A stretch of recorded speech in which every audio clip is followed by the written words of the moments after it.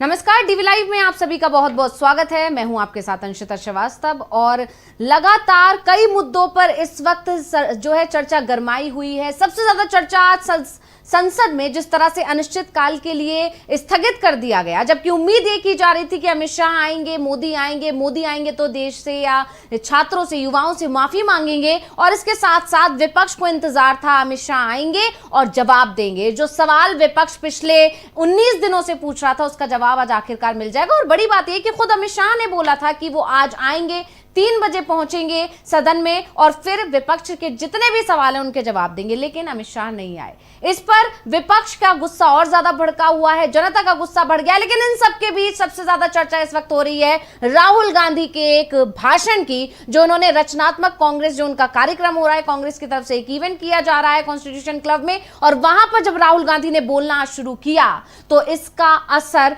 बहुत ज्यादा दूर तक जाता हुआ दिखाई दे रहा है, क्योंकि उन्होंने जमकर निशाना साधा पीएम मोदी पर, अमित शाह पर, आरएसएस पर, भारत की विदेश नीति पर और तमाम मुद्दों पर सरकार को घेरने की कोशिश की। और राहुल गांधी ने साफ साफ चेतावनी दे डाली कि जब तक मोदी यानी कि पीएम मोदी और गृह मंत्री अमित शाह अपने पद से इस्तीफा नहीं दे देते, तब तक कांग्रेस और पूरा विपक्ष उनको चैन से सोने नहीं देगा। बड़ी चेतावनी राहुल गांधी की तरफ से दे दी गई है। यानी साफ है कि संसद सत्र को अनिश्चितकालीन काल के लिए स्थगित करवाकर शायद मोदी शाह को, यानी मोदी सरकार को ऐसा लग रहा था कि अब यह मुद्दा थम जाएगा, विपक्ष शांत बैठ जाएगा, क्योंकि विपक्ष की मांग नहीं सुनी गई है, विपक्ष की बात नहीं मानी गई है, तो अब विपक्ष कुछ नहीं करेगा। लेकिन रचनात्मक कांग्रेस में जिस तरह से पहले मल्लिकार्जुन खड़गे और उसके बाद राहुल गांधी ने जिस तरह से मोदी सरकार पर निशाना साधा और यह ऐलान कर दिया कि हम इस सरकार से या मोदी और शाह से इस्तीफा लेकर ही रहेंगे, उसने बता दिया है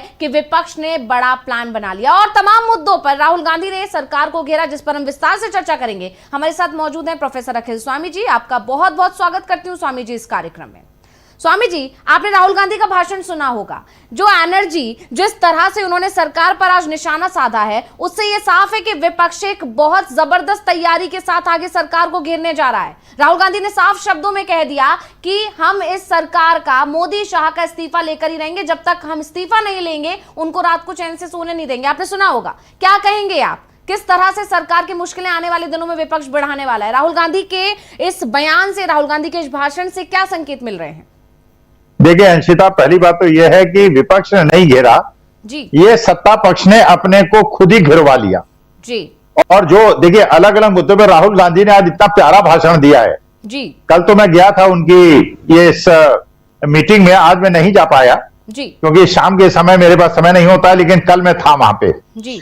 देखिए उन्होंने कैसी कैसी बातें बताई। उन्होंने कहा कि मोदी जी को ऐसा लगता है, इंटायर पॉलिटिकल साइंस में शायद पढ़ाया जाता है, विदेश नीति का मतलब होता है किसी को जाके झप्पी लगा लेना जी। फिर राहुल गांधी ने बताया जब इंदिरा जी गई थी एक बार अमेरिका, तो उन्होंने कहा कि ये जो दो लोग जब देश के राष्ट्रपति या प्रधानमंत्री मिलते हैं तो इसमें उनके दिमाग में हमेशा चलता रहना चाहिए कि देश के हित में क्या है।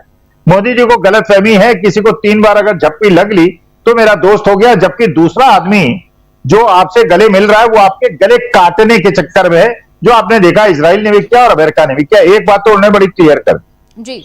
फिर उन्होंने कहा कि देखिए हम शत्रु को गुरु मानते हैं। देखिए कितनी बड़ी बात है। राहुल गांधी ने एक दार्शनिक की तरह यह बात कही, शत्रु जो है गुरु है। जैसे पहले हमारे यहां भी कहा जाता है कि एक मूर्ख मित्र से बढ़िया है एक बुद्धिमान शत्रु जो आपको दांव पेच सिखा देता है। बिल्कुल, जो आपको जीवन के दांव पेच सिखा देता, तो आपको लगता है कि अगली बार जब वार होगा तो मैं इसको कैसे झेलूंगा।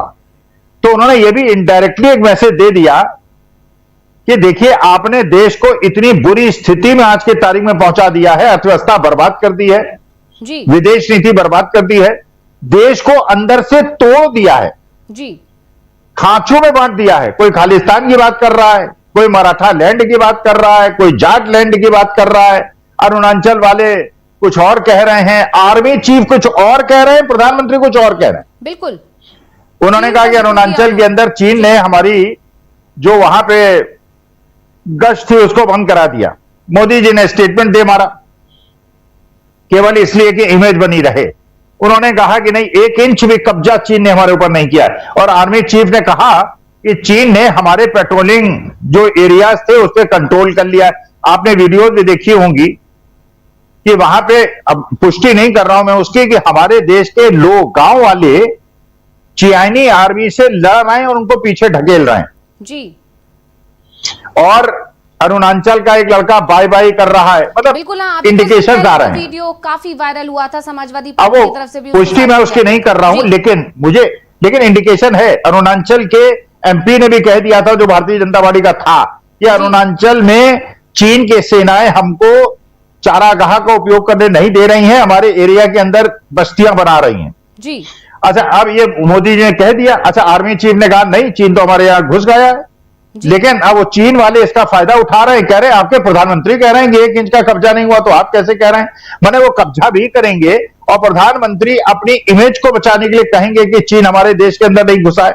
बिल्कुल। फिर देखिए, उन्होंने कहा कि आप लोग बड़े बेचैन थे, आप लोग ये कहते थे कि साहब कैसे सत्ता परिवर्तन होगा, इतना ज्यादा निरंकुश शासन है, इतना ज्यादा तानाशाही शासन है, सारे गुंडे बदमाश और एडमिनिस्ट्रेशन और पुलिस और आर्मी सब इनके साथ है, इनसे हम कैसे लड़ेंगे? कहते आप कहते हैं कि आप लोग को लगता है आपको कि इनको हराना नामुमकिन है। आज के तारीख में पवन खेड़ा और मेंबर ऑफ पार्लियामेंट जो कांग्रेस के हैं और इंडिया गठबंधन के हैं, वो बंदर ले लेके पार्लियामेंट के अंदर, सदन के अंदर, मतलब कैंपस के अंदर, वही 56 इंच का छोटा बंदर कब आएगा सदन के अंदर, 56 इंच का छोटा बंदर कब आएगा सदन के अंदर।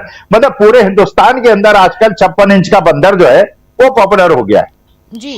तो देखिए, समय ऐसे ही परिवर्तित होता है और ये मेरे ख्याल से अभी भी देखिए, अगर टेस्ट है ये, मोदी जी और अमित शाह साहब क्या राष्ट्रभक्त हैं?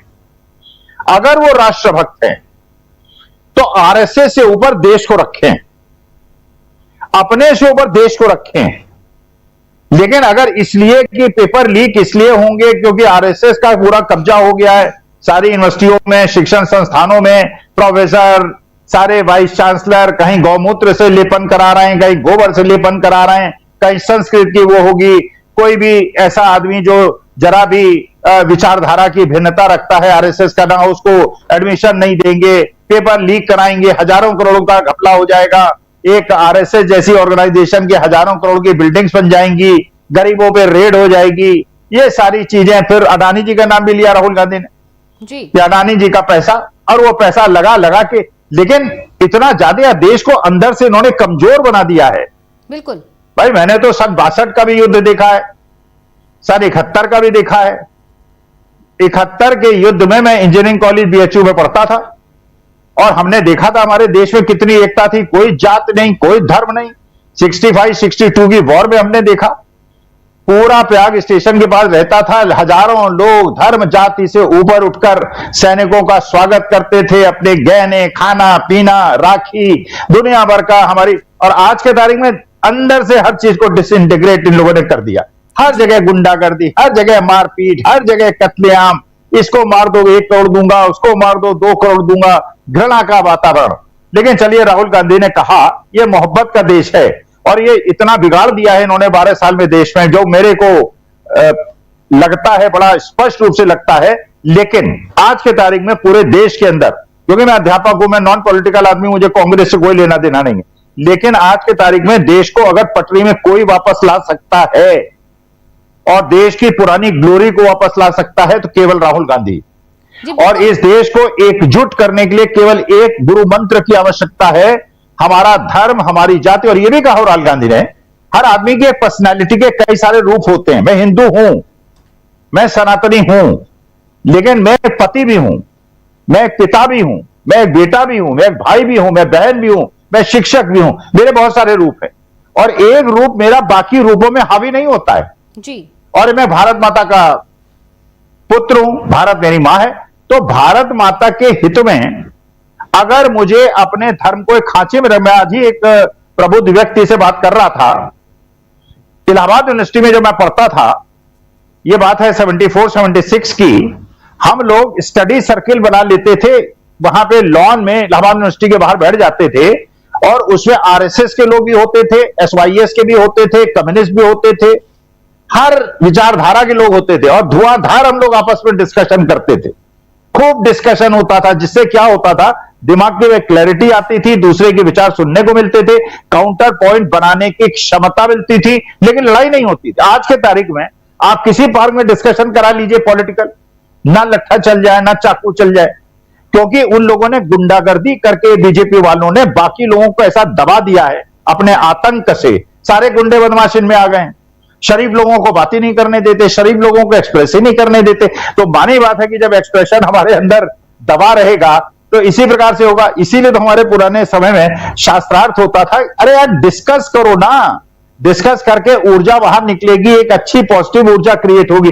अगर एक पक्ष को बिल्कुल मुंह बंद कर दोगे तो मानी बात है कि ज्वालामुखी फटेगा और देश का नुकसान होगा। लेकिन इन लोगों ने 12 साल में देश को इतना बर्बाद कर दिया है। मुझे केवल आशा राहुल गांधी से है, राहुल गांधी ही इस देश को 4-5 साल में पटरी में वापस ला सकता है। इसके अलावा कोई भी इस देश को इंटीग्रेट नहीं कर सकता, मोहब्बत से नहीं जोड़ सकता। He is the only person who can do it.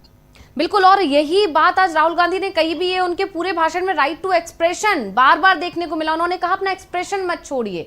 और ये बात जो आप कह रहे हैं स्वामी जी बिल्कुल सही है, और राहुल गांधी का आज पूरा भाषण इसी के इर्द गिर्द भी था, और ये अब लगातार देखने को भी मिल रहा है। अगर पूरे देश भर में आंदोलन हो पाया, छात्रों ने जो आंदोलन किया, धर्मेंद्र प्रधान को आखिरकार इस्तीफा देना पड़ा, आज मोदी सरकार डरी हुई दिखाई दे रही है। इसको डरी कहेंगे कि अमित शाह सदन से भागते हुए दिखाई दे, और इसका जिक्र भी राहुल गांधी ने आज अपने इस कार्यक्रम में किया। उन्होंने कहा अमित शाह नहीं आए, वो भाग गए, उनको वो अपने सदन में जवाब देने नहीं आए, और ये बड़ी बात है। खुद अमित शाह ये कह रहे हैं एक दिन पहले कि मैं कल आऊंगा। उससे पहले केंद्रीय मंत्री जो है किरण रिजिजू, उन्होंने कहा कि वो आएंगे, भाग मत जाना, सुनना उनकी बात को। मतलब बड़े बड़े दावे किए जा रहे थे कि जाने ऐसा क्या बोलने आ रहे हैं। लेकिन जब वो आए, आज जब सदन में मात्र 4 मिनट के लिए कुल वो रुके, 1 मिनट जिसमें वो जब आए और उसके तुरंत बाद ही वंदे मातरम चल गया, और इस तरह से टोटल उन्होंने 4 मिनट सदन के अंदर बिताए और वो वहां से चले गए। तो क्या सिर्फ शक्ल दिखाने आए थे क्योंकि उन्होंने कहा था इसलिए आना है? ये पूरी तरह से एक प्लानिंग थी। ये भी एक बड़ा सवाल खड़ा हो रहा है कि आखिर जो ओम बिरला हैं उन्होंने किसके आदेश पर यह किया कि जब मोदी और शाह सदन में आए, जवाब का इंतजार हर कोई कर रहा था, राहुल गांधी वहां मौजूद थे, पूरा विपक्ष वहां मौजूद था, और यह तय माना जा रहा था कि आज अमित शाह आएंगे और उनको जवाब देना ही होगा। लेकिन जैसे ही वो आते हैं सदन को स्थगित कर दिया जाता है। तो ये कहीं ना कहीं बताता है कि सरकार कितना डरी हुई है। वो जानती है कि विपक्ष के जवाब वो नहीं दे पाएगी, और जवाब नहीं देकर तो फंसी हुई है, जवाब देकर और ज्यादा बुरी तरह फंस जाएगी, इसलिए उसने जवाब ना देना ही चुना है स्वामी जी। लेकिन राहुल गांधी का जो अभी हम भाषण सुन रहे थे, आपने भी सुना होगा, लगातार अब चर्चा में वो भाषण बना हुआ है। उन्होंने भी साफ कह दिया है कि वो अब सरकार भाग नहीं पाएगी। अगर सरकार इस गलतफहमी में है कि संसद के अंदर उनकी आवाज, विपक्ष की आवाज दबा दी गई है, उसके सवालों के जवाब नहीं दिए, तो ऐसा नहीं होने वाला है। मल्लिकार्जुन खड़गे ने आज संसद परिसर में भी जो बयान दिया, उन्होंने यही कहा कि जनता इस अहंकार को तोड़ देगी। और राहुल गांधी का जो बयान था अभी रचनात्मक कांग्रेस कार्यक्रम में जब वो पहुंचे और उन्होंने वहां भाषण दिया, उसमें भी यही एक तरह से देखने को मिल रहा है कि जिस तरह से एक्सप्रेशन लोग अपने एक्सप्रेस कर रहे हैं, अपनी नाराजगी को जाहिर कर रहे हैं। इतना बड़ा आंदोलन हो ही इसीलिए पाया क्योंकि बच्चों ने अपनी जो नाराजगी थी, अपना गुस्सा, उसे एक्सप्रेस किया। तो जिस तरह से लोगों के अंदर ये जो नाराजगी अब खुलकर आ रही है, उन्हें जो भी चीज पसंद नहीं आ रही है वो खुलकर कह रहे हैं। खासकर अभी आपने उत्तराखंड के उस बच्ची का वीडियो जरूर देखा होगा स्वामी जी, जो पुष्कर सिंह धामी के सामने उसने खुलकर अपनी बात रखी। उसने बताया कि किस तरह से उसके साथ गलत हुआ है। तो ये सारी चीजें बता रही है कि बच्चे अब निडर हो गए हैं, जनता अब निडर हो गई है, और इसी का जिक्र राहुल गांधी ने किया है आज। क्या कहेंगे आप? भाई देखिए, राहुल गांधी ने यह भी कहा कि ये अमित शाह और मोदी जी को नींद नहीं आ रही है जी, और इनको हम नींद तब तक नहीं आने देंगे जब तक इनको हटा नहीं देंगे। देखिए, मैं तो ये कर रहा हूं, राष्ट्र भक्ति में अगर मोदी और अमित शाह साहब में कुछ है, मिड टर्म पोल करा दें, अर्ली इलेक्शन करा दें, और एक लोकतांत्रिक सत्ता का परिवर्तन हो जाए, और एक ऐसा व्यक्ति हमारे देश की राजनीति को संचालित करे जो प्यार मोहब्बत में बिलीव करता है। देखिए, राहुल गांधी ने एक चीज को प्रूव कर दिया पिछले 12 साल के अंदर, उन्होंने हिम्मत नहीं हारी। उन्होंने हर वर्ग, हर समाज, जब भारत जोड़ो न्याय यात्रा की या भारत जोड़ो यात्रा की, उसके अंदर वो हर वर्ग से, हर समाज से मिले। उन्होंने कहा, एक सिख वहां बैठे हुए थे, भाई आप सिख हैं, आप बिल्कुल एक हीरो की तरह आपकी पर्सनैलिटी है, आप एक एथलीट हैं, लेकिन आपके बहुत सारे रूप है। देखिए, असली जो हमारे लिए, सबके लिए, 142 करोड़ लोगों के लिए एक मान्यता है, वो ये है कि हम सब हिंदुस्तानी। हमारे लिए सबसे गर्व की बात है कि हम हिंदुस्तानी हैं, हिंदू हैं, हमें गर्व है हम हिंदू हैं, लेकिन हमें इस बात का बड़ा गर्व है कि हम हिंदुस्तानी हैं। अगर हम मान लीजिए विदेश भी चले जाएंगे तो हमारी हिंदुस्तानी आइडेंटिटी को कोई नहीं छीन सकता। आप किसी को भी, भाई कोई अल्लाह को मानता है, कोई गुरु ग्रंथ साहब को मानता है, कोई, उन्होंने कहा राहुल गांधी ने, कोई शिव को मानता है, कोई महावीर जी को मानता है, भाई ठीक है ना, मानो यार, क्या परेशानी है, मुझे क्या अंतर पड़ता है। अब जैसे वहां पे तमिलनाडु के लोग जो हैं वो पेरियार को मानते हैं, वो नहीं मानते रामायण को, रामचरितमानस को, ठीक है यार, that is their point of view. मेरे कोई इस बात से क्या परेशानी है, कोई सनातन को नहीं मानता या आर्य समाज को नहीं मानता या पूजा पाठ नहीं करता या मूर्ति पूजा नहीं करता, बट ठीक है यार, उसकी इच्छा है। मैं तो करता हूं, मैं तो मूर्ति पूजा करता हूं, मैं सनातनी हूं, मैं सारी पूजा पाठ करता हूं। जो नहीं करता उससे घृणा क्यों करूं। आप देखिए, एक वृक्ष के अंदर तोते भी होते हैं, गौरैया भी होती हैं, बुलबुल भी होती हैं, पक्षी अलग अलग प्रकार के होते हैं, अलग अलग भाषा। जो भगवान ने सृष्टि बनाई है या एक रास्ता की बनाई है, क्या एक ही रंग हम सबका है, एक ही भाषा है, एक ही रंग रूप है? भगवान ने इतना ध्यान रखा। अरे आज तक लाखों करोड़ों लोग पैदा हो गए वर्ल्ड के अंदर, आज ही करीब 800 करोड़ लोग पूरे वर्ल्ड के अंदर हैं। क्या उंगली की रेखाएं सबकी अलग अलग नहीं है? भगवान ने सबको भिन्न नहीं बनाया। तो आप उनका यूनिफाइड सिविल कोड कैसे, यूसीसी कैसे कर देंगे, सबको एक जैसा कैसे बना देंगे?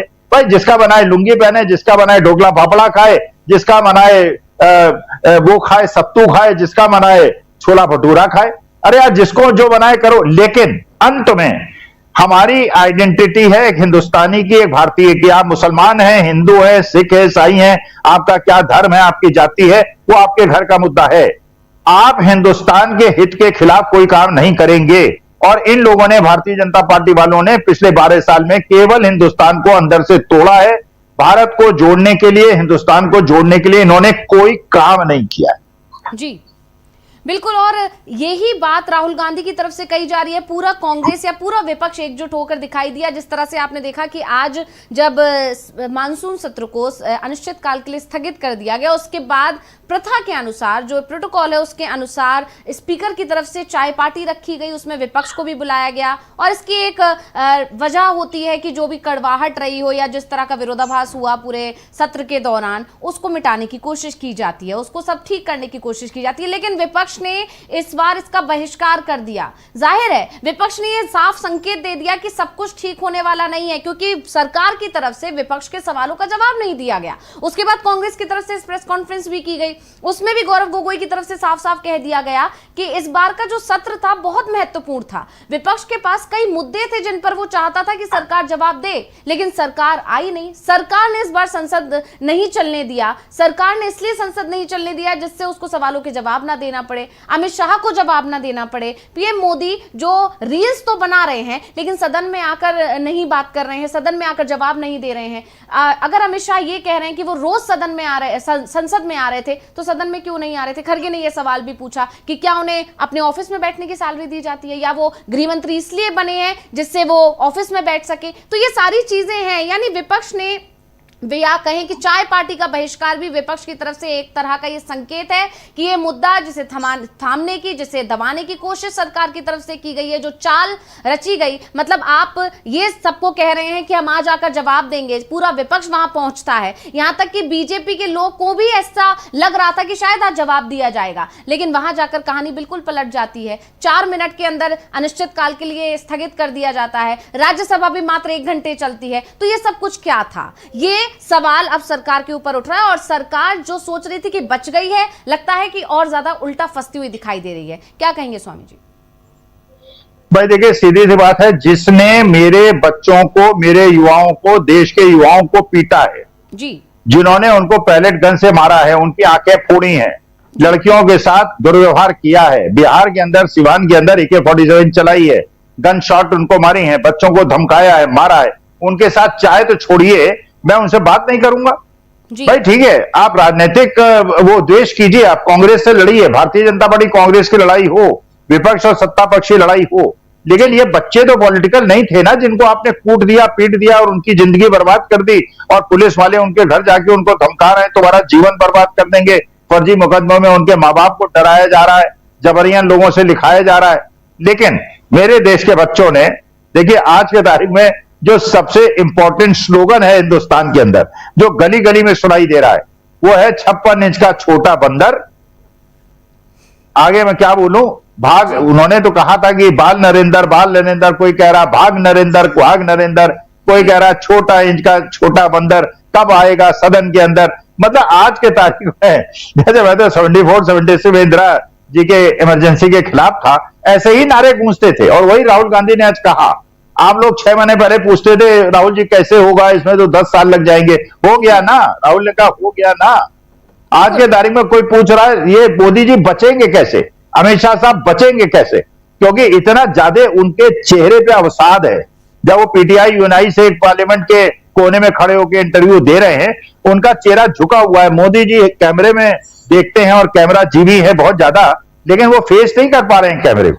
देखिए, इसीलिए हम पहले भी निवेदन कर रहे थे, ठीक है आप देश के प्रधानमंत्री बन गए हैं, देश को एकजुट कीजिए, हिंदू मुसलमान की लड़ाई जो लोग कर रहे हैं। और अब ये जो भस्मासुर हैं इन्होंने छोड़ रखे हैं, घर घर और गांव गांव और गली गली, इनको कंट्रोल करना किसी के बस का काम नहीं है। वो तो नई सरकार आए और नई सरकार कहे कानून ये बनेगा, कोई भी धर्म की बात नहीं करेगा जी। अपना धर्म की पूजा कीजिए, अपना जो आपको नमाज पढ़नी है, जो आपको गुरबानी पढ़नी है पढ़िए, लेकिन द्वेष नहीं फैलाएंगे। व्हाट्सएप पे अगर कोई आपने द्वेषपूर्ण कार्रवाई की, 10 साल के लिए आप अंदर जाएंगे। और इस तरह की धमकी की गले काट देंगे, ये कर देंगे, 19, 20 और 21, 25 हर मंदिर के नीचे मस्जिद ढूंढ रहे हैं। अरे जाके व्हाइट हाउस के नीचे ढूंढो यार मंदिर, शिव मंदिर वहां ढूंढो।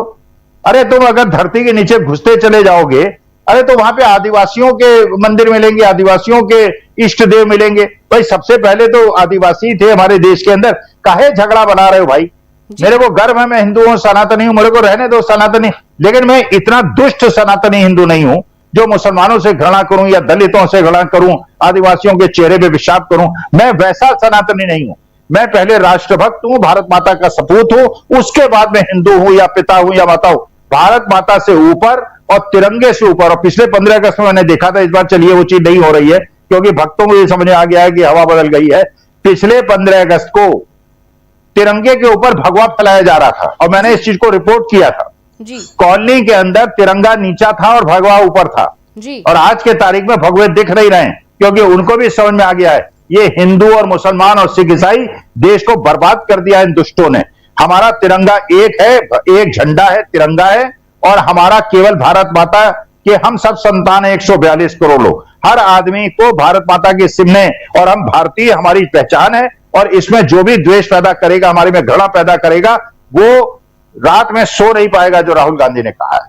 जी बिल्कुल। और राहुल गांधी ने मीडिया पर भी निशाना साधा एक बार फिर, जो अक्सर वो अपने हर भाषण हर बयान में कर ही रहे हैं, उस बार को उन्होंने एक बार फिर दोहराया मीडिया को लेकर, जिस तरह से उन्होंने नाराजगी जाहिर की। वहीं दूसरी तरफ जिसका आप जिक्र भी कर रहे हैं कि उन्होंने ये चेतावनी जरूर दी कि तब तक चैन से नहीं सो पाएंगे मोदी और शाह जब तक हम इस्तीफा नहीं ले लेंगे। लेकिन इसके साथ उन्होंने एक बात और जोड़ दी, आपने सुनी होगी जरूर स्वामी जी, जिसमें उन्होंने कहा कि ये काम नफरत से नहीं करेंगे।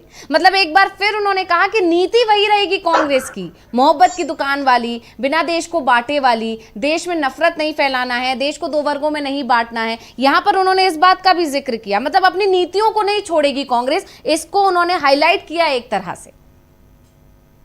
नहीं, वो तो देखिए नीति किसी को भी नहीं छोड़नी चाहिए जी। अगर देखिए, मैं हमेशा आपके कार्यक्रम में तो नहीं बोलता हूं, मैं जितने भी अपने वीडियो रिकॉर्ड करता हूं या जिस कार्यक्रम में जाता हूं, मैं एक बात कहता हूं, जय संविधान, महात्मा गांधी की जय, गोडसे मुर्दाबाद जी, जय भीम, संविधान की जय, जय संविधान, महात्मा गांधी की जय, और जय भीम, और गोडसे मुर्दाबाद। और गोडसे मुर्दाबाद कहता हूं मैं इसलिए कहता हूं कि हमारे देश में हिंसक प्रवृत्ति नहीं चलेगी जी। हमारे देश में गांधीवाद चलेगा, और हमसे ज्यादा गांधीवाद हमारे जैन ने और जैन इरफान ने सीख लिया, मार खाई। और आपने देखा होगा, अगर ये बच्चे चाहते, लेकिन क्योंकि गांधी उनके दिमाग में है, अहिंसा उनके दिमाग में है, और भारत माता उनके दिमाग में है, दिल में है, इसलिए उन्होंने पत्थर नहीं उठाया, मार खाते रहे, हाथ पैर तोड़वा लिए उन्होंने। आपने पिक्चर नहीं देखी होगी, शायद आपके माता पिता ने देखी होगी, 2 आंखें बारे हाथ, गुरुदत्त की पिक्चर थी। वो डकैतों को लेके गांव छुड़ा के जेल से लाता है गुरुदत्त, और उनसे कहता है हिंसा नहीं करोगे। और वो बड़े बड़े डाकू हैं जो लेके आता है, और पुलिस वाले कहते हैं, सब लोग कहते हैं ये सुधरेंगे नहीं। उन्होंने कहा मैं सुधार के दिखाऊंगा। अपने वहां रखता है, उनसे काम कराता है, उनको सही रास्ते पे लाता है। एक बार वो बाजार जाते हैं, बाजार में गुंडे उन्हें घेर लेते हैं, वो डकैत चाहते तो उनको पीट देते, नहीं पीटते कि गुरु जी का आदेश है कि हाथ नहीं उठाना है। अरे हमारे महात्मा गांधी ने पूरे विश्व का रास्ता दिखाया है। हम अहिंसा के पुजारी हैं और ये बच्चों ने हमारा मस्तक ऊंचा कर दिया है, हमारी आन रख ली है। इन्होंने पूरे वर्ल्ड को दिखा दिया है गांधीवाद से, जो ये आरएसएस वाले कहते थे गोडसेवादी, गांधीवाद से चरखे से कैसे अंग्रेजों को भगाया जा सकता है।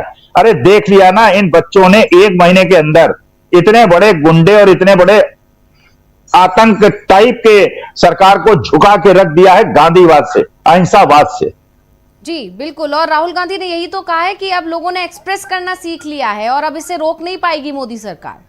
स्वामी जी नहीं, वो नहीं रोक सकती, अब कोई नहीं रोक सकता। देखिए अब परिवर्तन हो गया है, बच्चे बच्चे पे पूरे समाज के अंदर आ गया है कि हमारा देश उन्नति करेगा तो गांधी के रास्ते पे करेगा, अहिंसा के रास्ते पे करेगा, प्यार मोहब्बत के रास्ते पे करेगा। 142 करोड़ हम एक परिवार हैं, ना हमारे यहाँ कोई ऊंचा है, ना कोई नीचा है, ना कोई जाति है, ना कोई धर्म है।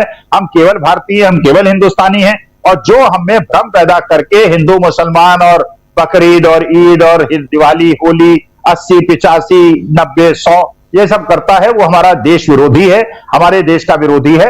हमको एकजुट होना है, परिवार के अंदर थोड़ी बहुत आपस में नोकझोंक हो जाती है, डिफरेंस ओपिनियन हो जाती है, लेकिन हमको मिलजुल के चल के भारत माता को दोबारा मजबूत बनाना है। 12 साल में मेरे देश की जो दुर्गति कर दी है उसको रिपेयर करना है और हमें भाईचारा कायम रखना है और सब भारतवासियों को ये मैसेज देना है, हम सब एक हैं, हम सब परिवार हैं, एक दूसरे से मोहब्बत कीजिए। हमें विश्व में 21वीं शताब्दी में देश को मजबूत करना है। जो 12 साल में इन्होंने बर्बाद कर दिया, इसको ठीक करने में 3-4 साल लगेंगे, लेकिन मुझे लगता है राहुल गांधी वो कर लें। बिल्कुल, और यही तो वजह है कि राहुल गांधी का डर ही मानिए कि अमित शाह सदन में नहीं आए। मतलब आए, सिर्फ आना एक तरह से ये था कि उन्होंने क्योंकि कल कहा था इसलिए उनको आना था शक्ल दिखाने के लिए, ऐसा ही आज देखने को मिला। नहीं तो अगर असल में उन्हें डर नहीं होता विपक्ष के सवालों का, या विपक्ष राहुल गांधी जिस तरह से लगातार कह रहे हैं, राहुल गांधी ने तो खुलकर कह दिया कि अमित शाह दोनों ही सूरत में अमित शाह को इस्तीफा देना चाहिए, अगर उन्होंने आदेश दिया है तब भी और अगर उन्होंने आदेश नहीं दिया है फिर भी ये सब हुआ है और इसकी जानकारी उन्हें नहीं थी। यानी अब उनके जो पुलिस वाले हैं, दिल्ली पुलिस है, वो उनके कंट्रोल में ही नहीं है, तो ऐसे गृह मंत्री होने का क्या मतलब है? गृह मंत्री की कुर्सी पर अमित शाह को नहीं रहना चाहिए जब वो कंट्रोल ही नहीं कर सकते हैं। तो ये सारी चीजें ही रही वजह कि पूरे संसद सत्र के दौरान, क्योंकि ये पहले ही माना जा रहा था, मानसून सत्र के शुरू होने से पहले ही विपक्ष की तरफ से जो तैयारी थी उससे ये तय था कि इस बार बहुत चुनौतीपूर्ण होने वाला है सत्र। उसके बाद बीच में ये 20 तारीख को जिस तरह से छात्रों के ऊपर पैलेट गन का इस्तेमाल हुआ, बर्बरता की गई छात्रों के साथ, उसने माहौल को और ज्यादा गर्मा दिया। यानी सरकार के पास पहले ही वजह थी कि वो इस बार सदन से दूरी बनाती और इन सारी चीजों ने और उसे दूर कर दिया। यानी डर गई है एक तरह से सरकार। ये विपक्ष का डर ही है कि मोदी और शाह सदन से दूरी बनाए रखे, और मोदी तो फिर भी नहीं आते हैं, लेकिन अमित शाह पिछले जब सत्र रहे उसमें आते रहे, पर इस बार उन्होंने भी दूरी बना ली।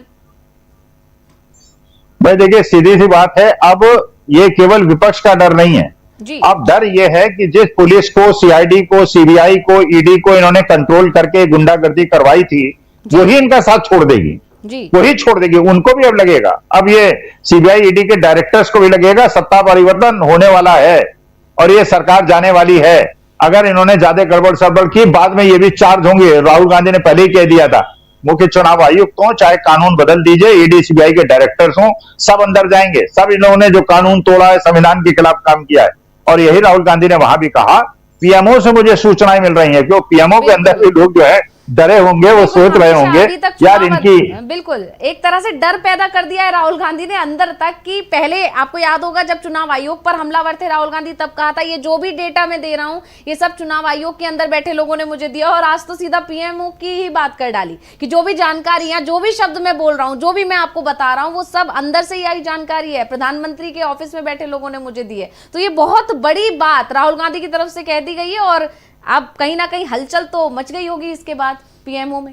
भाई ये डर राहुल गांधी ने पैदा नहीं किया। ये जो आईएएस अफसर बैठे हुए हैं, ये जुडिशियल अफसर बैठे हैं, ये बुद्धिमान लोग हैं, अकलमंद हैं, इनको खुद समझ में आ रहा है कि सत्ता बदलने वाली है जी। अब ये चला नहीं पाएंगे बहुत दिन, उनको भविष्य दिख रहा है, उनको लंबी नौकरी करनी है, अपनी नौकरी की सेफ्टी चाहिए।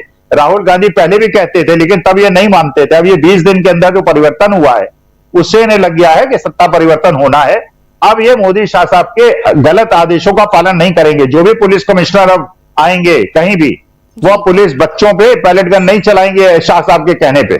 उस समय तो 20 तारीख को इसलिए चला दी कि अमित शाह साहब का शासन चलेगा 20 साल, तब तक मैं रिटायर हो जाऊंगा, मुझे क्या परेशानी है। लेकिन अब उन्हें लग रहा है जब सत्ता परिवर्तित होगी, जो कमिश्नर डिप्टी कमिश्नर जिन्होंने आदेश दिया था गोली चलाने का, वो सब प्रोसिक्यूट होंगे और पे 302 और 307 चलेंगे। तो ये बिल्कुल अब पक्का हो गया। राहुल गांधी के कहने से अंतर नहीं पड़ता। जो अधिकारी हैं वो खुद परसीव कर रहे हैं कि मौसम बदल गया है। अब सत्ता पक्ष का आंख मूंद के समर्थन करने में नुकसान ही नुकसान है, फायदा कुछ नहीं। और तभी तो राहुल गांधी लगातार दावा कर रहे हैं कि 1 साल के अंदर अंदर ये सरकार गिर जाएगी। जल्दी गिर जाएगी, 1 साल नहीं, जल्दी गिर जाएगी, उससे पहले गिर जाएगी।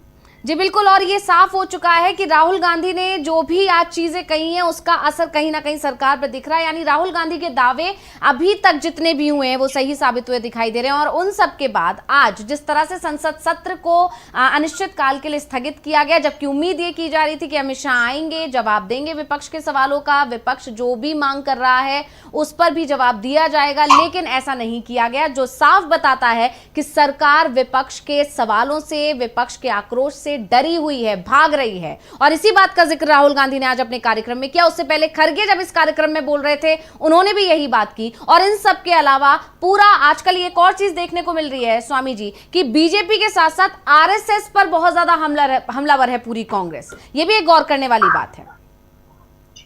ये आरएसएस तो बैकग्राउंड में है, ये शिक्षा व्यवस्था, पेपर लीक, ये सब आरएसएस की वजह से हो रहा है। भाई आरएसएस एक रजिस्टर्ड ऑर्गेनाइजेशन है, लाखों करोड़ों की बिल्डिंग बनाती है, चार्टर्ड प्लेन से उनके वर्कर चलते हैं, उनका ऑडिट नहीं होता, इनकम टैक्स वो देते नहीं है।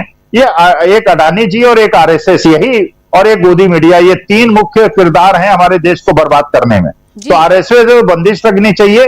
यही हिंदू मुसलमान के नैरेटिव को फैलाते हैं और इनकी नेटवर्क फैलाती है और शिक्षा व्यवस्था को आरएसएस ने बर्बाद किया है। तो आरएसएस पे एक नियंत्रण होना चाहिए, अडानी जी पे नियंत्रण होना चाहिए और गोदी मीडिया पे नियंत्रण होना चाहिए।